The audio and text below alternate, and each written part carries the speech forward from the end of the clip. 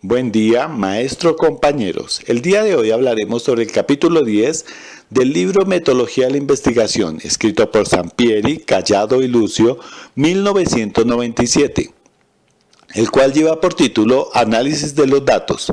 Nuestro grupo está conformado por Carlos Pulgarín, Francelina Paramo y quien les habla Jorge Daniel Conde. Antes de abordar este capítulo a profundidad, es necesario tener en cuenta los pasos anteriores de la realización de un trabajo de grado, es decir, las preguntas, el planteamiento, la hipótesis o las hipótesis, la población y la muestra extraída de esa población, así como los instrumentos. Recordemos que aquí lo que vamos a hacer es la interpretación de los métodos de análisis tanto cuantitativos como cualitativos. Pero ojo, no es un procesamiento de cálculo de esto, sino un análisis de esos datos. ¿Listo?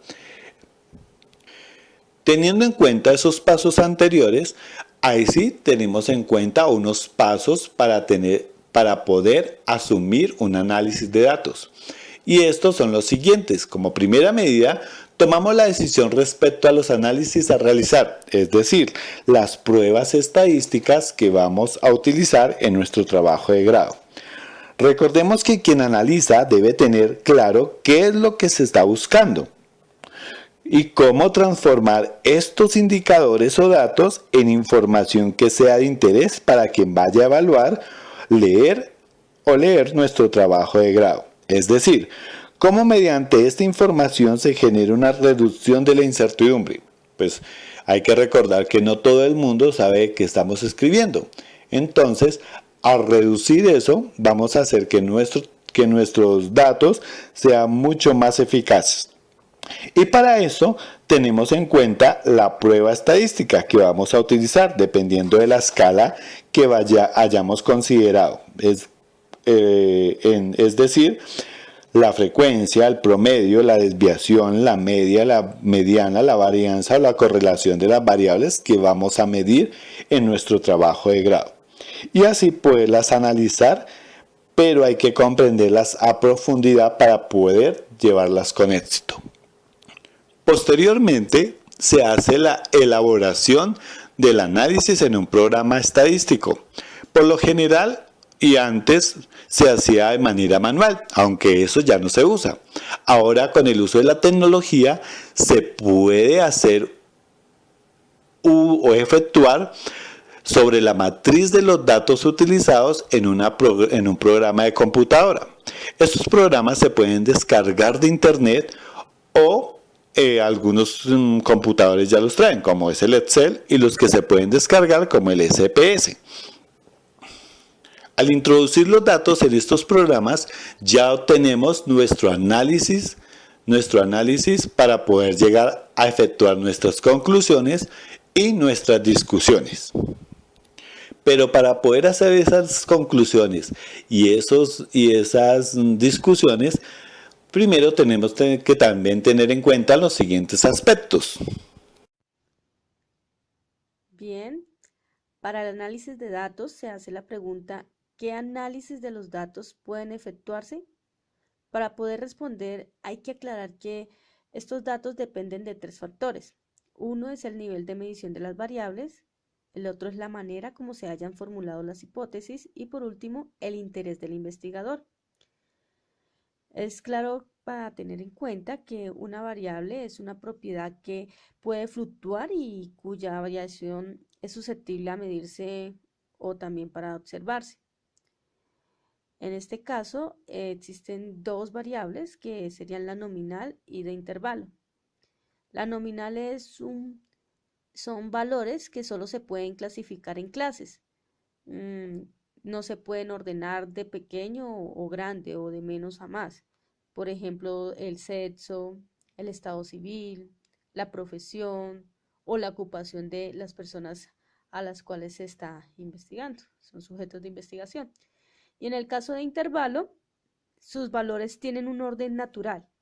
Esto quiere decir que se puede cuantificar la diferencia entre dos valores de intervalo. Generalmente tienen unidad de medida.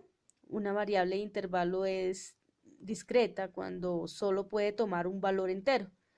Por ejemplo, estaríamos hablando de la pregunta del número de hijos o las veces que ha consultado o ha asistido a algún establecimiento específico.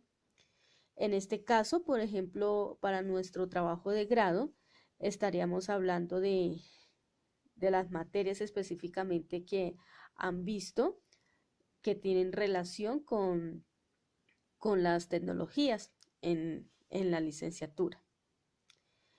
El otro factor que habíamos mencionado que tiene incidencia, que es la manera como se hayan formulado las hipótesis. Es claro que se deben de tener en cuenta que existe una relación muy estrecha entre el planteamiento del problema y la revisión de la literatura y la hipótesis. Al formular las hipótesis volvemos a evaluar nuestro planteamiento del problema. Entonces, durante el proceso quizás sucede que aparecen otras hipótesis que no estaban contempladas en el planteamiento original. Entonces, como producto de estas nuevas reflexiones o ideas o experiencias, o también a raíz de las mismas discusiones que se ha tenido con los diferentes profesores o colegas, entonces pueden surgir nuevos cambios, unos nuevos contextos. Entonces, eso es la manera en cómo se haya formulado la hipótesis. Por último, el otro factor que es el interés del investigador. Entonces, es algo clave. Al elegir un tema para investigar y más concretamente una idea, es importante que nos resulte atractiva, algo que nos interese, que creamos que sea importante, necesario, ya que si no es así nos caeríamos en algo rutinario, en algo tedioso, que tendríamos que trabajar y que no sea de nuestro interés. Entonces, en la medida en que la idea motiva al investigador, este se comprometerá más con el estudio y tendrá una mayor predisposición para trabajarlo, para salvar cualquier obstáculo que se le presente. En nuestro caso, pues nos encontramos muy interesados en cuanto a conocer más, en cuanto a la apropiación y el uso que pueden llegar a tener los maestros en formación, es decir, aquellos compañeros que ya están trabajando como docentes, al averiguar, al hacer diferentes consultas en cuanto a investigaciones que se hayan hecho en cuanto a este tema, no se encontró muchas referencias, entonces esto nos animó un poco más a investigar en este aspecto. En esta diapositiva encontramos los principales análisis que pueden llegar a realizarse. Entonces encontramos la estadística descriptiva para las variables, las puntuaciones Z, las razones y tasas, cálculos y razonamientos de estadística inferencial, pruebas paramétricas, pruebas no paramétricas y análisis multivariados. Nuestro grupo va a explicar a profundidad lo que se trata de la estadística descriptiva para las variables.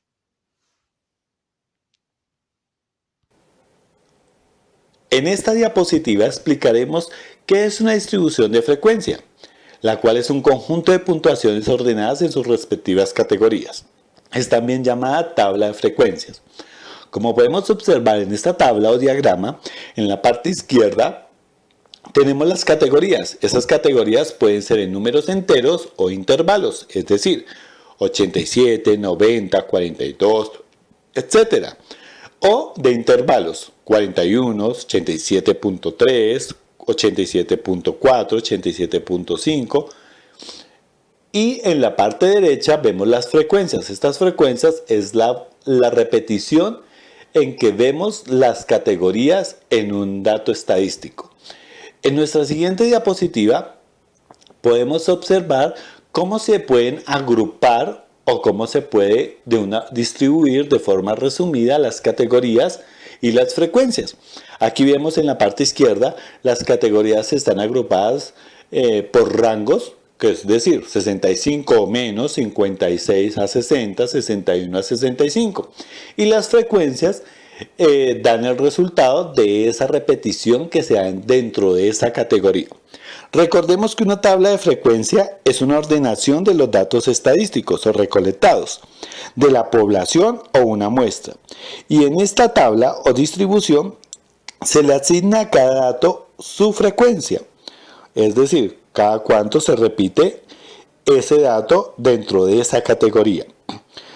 Se puede ser para variables discretas o continuas, como ya lo había nombrado. Y este tipo de frecuencias tiene varias asignaciones. Pueden ser absolutas, relativas, acumuladas o relativas.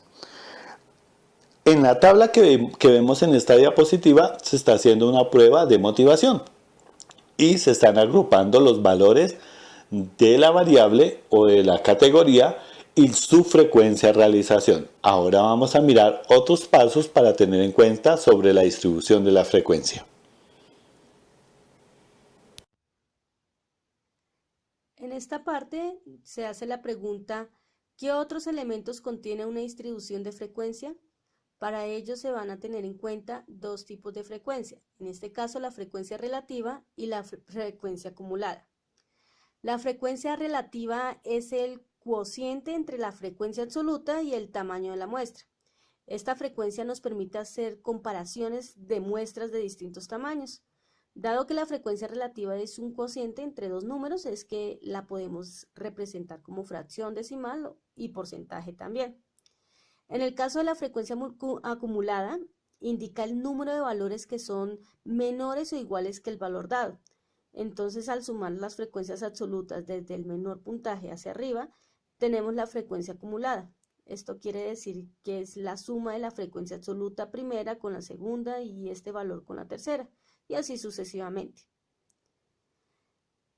Para ello vamos a mostrar un ejemplo en la siguiente diapositiva. Vemos un ejemplo de la frecuencia relativa. Entonces aquí encontramos un ejemplo hipotético de una tabla donde hay dos variables que son de género y de preferencia por un conductor. Entonces tenemos las siguientes frecuencias que se observan, que es un porcentaje en relación con el total de frecuencias observadas. También se observa un porcentaje, se puede sacar un porcentaje en relación con el total marginal de la columna y por último también se puede sacar un porcentaje en relación con el total marginal del renglón. A continuación entonces encontramos un ejemplo de frecuencia acumulada. Para este caso encontramos que se busca calcular la frecuencia acumulada en las calificaciones evaluadas sobre 10 de 40 estudiantes. Entonces, en primer lugar, se observa las calificaciones obtenidas que son 5, 6, 7, 8, 9 y 10, sucesivamente. Esas son las calificaciones. En la siguiente columna se encuentra registrada la frecuencia absoluta que suman 40, es decir, los 40 estudiantes. ¿Qué quiere decir esto? En la frecuencia absoluta encontramos que 4 estudiantes sacaron 5. 5 estudiantes, su nota fue de 6. De 6 estudiantes, 7 fue su calificación y por último 11 estudiantes sacaron 8. El total de esta frecuencia absoluta suma 40.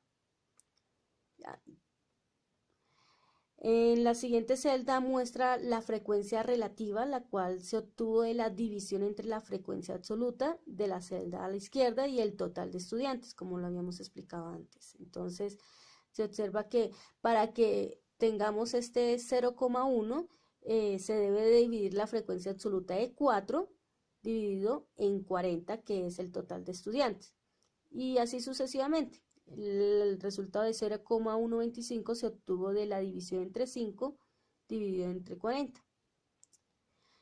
Seguido, para hallar la frecuencia acumulada, que es lo que pretendemos en este caso, entonces encontramos que en la primera celda se tiene en cuenta la frecuencia absoluta para poder hallarla. Entonces, para poder hallar la siguiente frecuencia acumulada, tomaré la anterior y sumaré la frecuencia absoluta de la misma fila. Y así sucesivamente. Entonces tomaré la frecuencia absoluta de 4 en la siguiente fila, en la siguiente celda. Entonces tomaré la anterior frecuencia absoluta, que era de 4, y le sumo la frecuencia absoluta de esta fila, que sería 5. El total me daría 9. En la siguiente celda entonces tomaría el resultado anterior, que fue 9, y le sumaría la frecuencia absoluta en esta fila, que sería 6, y tendremos un resultado de 15, y así sucesivamente hasta terminar. Se observa al final que el resultado de la frecuencia acumulada es el mismo que la frecuencia absoluta, es decir, 40. Bueno, compañeros y profesor, ahora vamos a mirar de qué otras maneras se pueden expresar las distribuciones de frecuencia. En la siguiente diapositiva tenemos el ejemplo de cómo se presentan las distribuciones a través de histogramas. Ese es un tipo. El histograma es un tipo de, de gráfica que tiene un eje vertical y un eje horizontal, y en este caso, en el ejemplo, lo que se quiere medir aquí es la participación de los niveles directivos y gerenciales en, sobre talleres de calidad, seminarios, etc. La interpretación de esta gráfica pues nos dice que tenemos 122 participantes, que es el 100% de la población, donde nos dicen si han participado. Las categorías aparecen en el eje horizontal, en la parte de abajo. Nos dicen si han participado en algún taller o seminario o curso, si han participado en uno o en dos o en tres, en cuatro o en cinco o más. Esas son las categorías. Las categorías es 1, 2, 3, 4, etc. Y en el eje vertical aparecen los porcentajes de participación. Entonces, por ejemplo, aquí tenemos que en la categoría ninguno, casi el 50% está representada la barra, lo que significa que el 50% de los encuestados no han participado en cursos, talleres o seminarios relacionados con áreas relacionadas con la calidad. Mientras que el 20% de la población encuestada han participado en por lo menos en un taller o seminario. Eso lo vemos en la segunda categoría que dice 1, en la barra nos aparece hasta el 20. Y así sucesivamente se interpretan pues este tipo de histogramas. Bueno, vamos ahora a la siguiente diapositiva. En esta tenemos unas gráficas circulares. Es otra forma que podemos representar la información. Aquí tomamos el ejemplo de la cooperación de todo el personal para el proyecto de calidad. Un proyecto de calidad en empresa. Entonces, tenemos aquí 122 participantes, que es el 100% de la población. Y dice aquí la interpretación es muy fácil porque pues como podemos ver el 74% sí participaron en el proyecto de calidad, el 4% no participó y hay un 21% que no respondieron, que decidieron no responder si han participado en proyectos de calidad. Es fácil. Bueno, tenemos la siguiente diapositiva que nos dice en estas gráficas circulares, digamos, al realizarlas con un transportador, utilizamos esta fórmula para poder graficar correctamente los porcentajes. Recordemos que en las circunferencias hay que medir a través de grados. Por eso hay que hacer una transformación de los porcentajes a grados y lo hacemos a través de esta fórmula que aparece ahí. El porcentaje de la categoría por 360, que es la cantidad de grados, y dividido 100 y ahí nos saca el grado los grados en que debemos graficar la línea. Bueno, en la siguiente diapositiva tenemos otro tipo de gráficas. Tenemos uno que son de barras, unas barras horizontales, donde en el ejemplo tenemos la investigación sobre el control paterno que hacen a los niños en el tema de la televisión.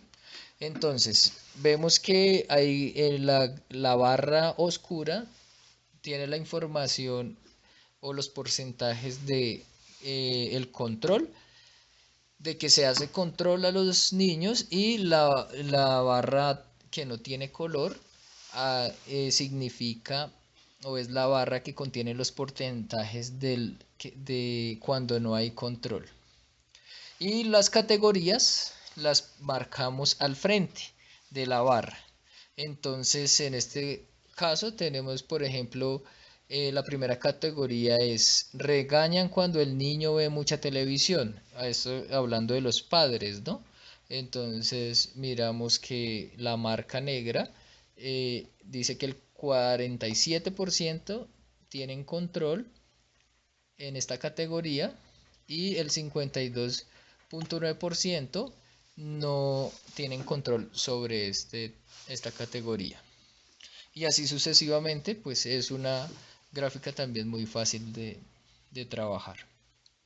Finalmente, en la siguiente diapositiva tenemos el polígono de frecuencias, y lo que nos ayuda es a mirar con qué frecuencia nos sucede cierta cantidad de fenómenos o hechos que queremos investigar. Por ejemplo, en este polígono que es sobre motivación hacia el trabajo, se colocan en el eje X, que es el eje horizontal, el que viene abajo. Se colocan las categorías que se van a estudiar o los intervalos que se quieren, en los que se quiere, digamos, diagramar o posicionar la investigación. Y tenemos el eje vertical, que es el eje y en este se colocan las frecuencias en que suceden los fenómenos, o la frecuencia en el que determinada variable se va a medir. Entonces, en el ejemplo, por ejemplo, tenemos intervalos de 20 a 25, de 25 a 30, de 30, o sea, de 30 a 35, de 35 a 40. Y en el eje Y tenemos 10, 20, 30, 40 o 50, que serían las frecuencias que van a suceder los intervalos.